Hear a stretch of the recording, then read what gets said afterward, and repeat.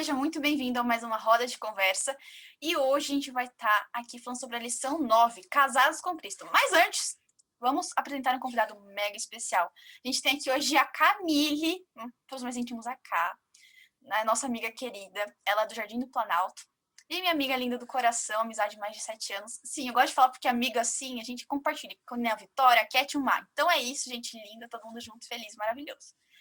Bom, gente, então o título dessa semana é Casados com Cristo. Bom, aí você fala, cara, como assim Casados com Cristo e tal? Mas eu te aconselho a ler o texto base realmente dessa semana, que é Romanos 7:1 até 8:4. Que aí você vai entender um pouquinho mais de como que é o contexto da lição. Mas só para você ter uma ideia aqui, é sobre o fato da gente morrer para a lei, né? Morrer para isso, tudo isso por conta do pecado, mas viver de novo para Cristo. É basicamente isso que fala sobre a lição.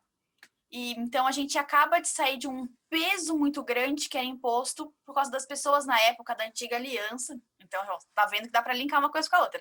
Então, a antiga aliança, a gente morre para isso com aqueles costumes de legalismo, que a gente via que as pessoas só serviam para isso, mas elas não entendiam o real propósito da lei. E agora a gente tem uma vida em que a gente entende a lei e a gente também agora vive com Cristo, com a libertação de fato, né? Então a gente vive livre. E para começar, então, eu queria saber de vocês que estão aqui.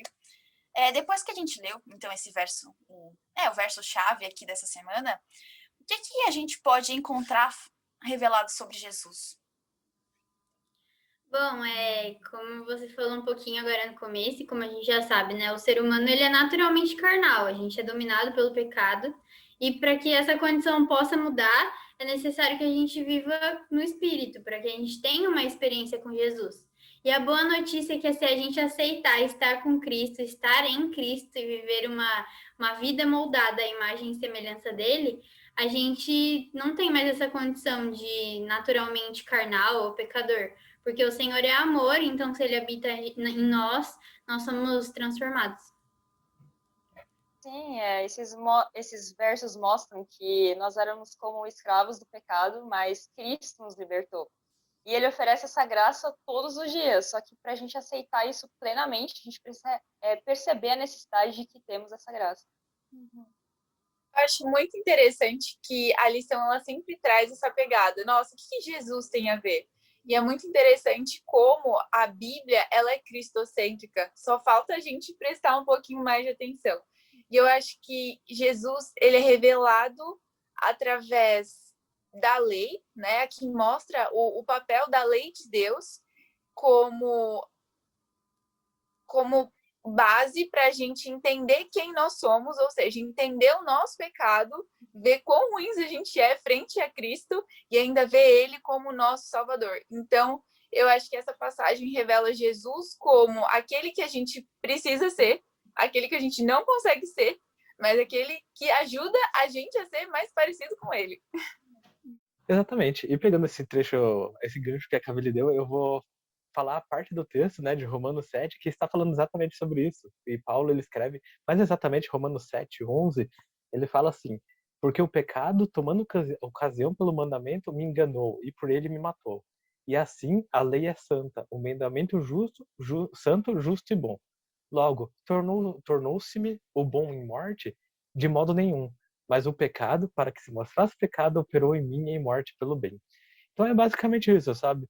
A lei, em nenhum momento ela é ruim, ela em nenhum momento é negativa, até porque quando a gente fala de Jesus, Jesus é Deus, sabe? Então foi ele que instituiu essa lei desde o começo, sabe? Foi ele que revelou essa lei para nós. Então ela não é ruim, ela não serve para coisas ruins. Nós que, por nossa opção, escolhemos o pecado, e aí essa lei acaba nos mostrando onde nós estamos em falta, né? Mas Jesus, ao mesmo tempo, ele fala: meu, você não precisa se preocupar, porque você está em falta. O que estiver em falta em você, eu vou preencher. É mais ou menos isso. Então, eu queria saber de vocês, né? De que maneira a luta contra o pecado é um sinal de vida espiritual? E se a gente não tivesse experimentado a conversão, a gente viveria essa luta? Bom, a carne, ela representa uma vida não convertida, né? Então, quando a gente entrega a nossa vida a Deus, nós temos a necessidade de nos arrepender constantemente. Não é uma coisa, me batizei e me arrependi só lá no batismo.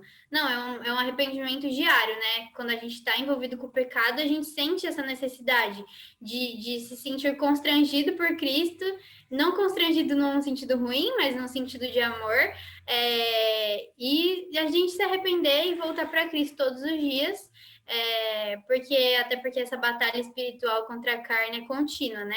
E Ellen White, no livro Caminho a Cristo, que a gente gosta bastante, né?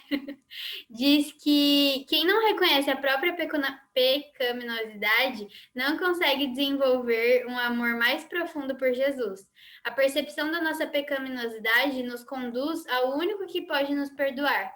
E quando uma pessoa, ao perceber seu desamparo, busca Cristo, ele se revela de maneira poderosa.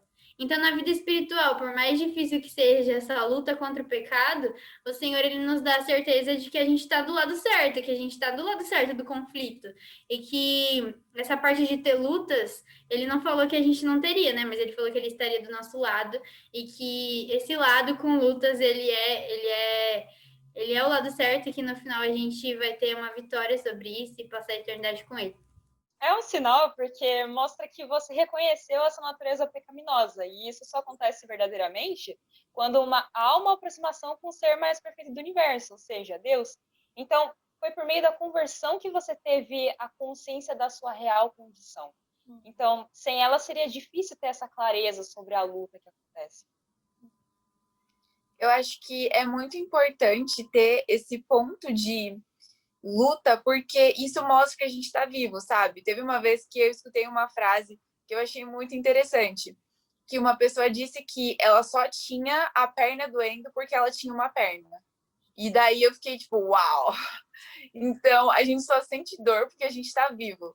E isso mostra que nós estamos entendendo, ou pelo menos a gente se aproxima de alguma forma da realidade. E como a Vitória disse, isso nos aproxima de Deus.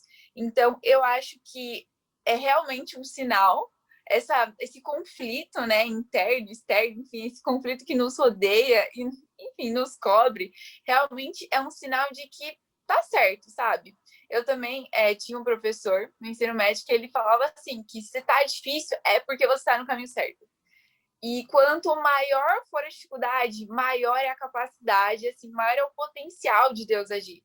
Tanto é que Paulo também diz que quando ele é fraco, aí que ele se torna forte, porque é aí que Deus pode colocar a mão poderosa dele e abrir os caminhos, sabe? Então, eu acho que realmente é importante essa luta para a gente continuar dependendo de Deus. E realmente a conversão, né, essa troca de chave, esse olhar para Cristo faz com que tudo isso seja real. E tá na luta não significa ruim, né? Não significa que é algo ruim, mas Deus, ele deixa a certeza que, tipo, não, ó, vai dar certo. Continua firme. Exatamente. É entender, assim, o porquê que essa luta acontece.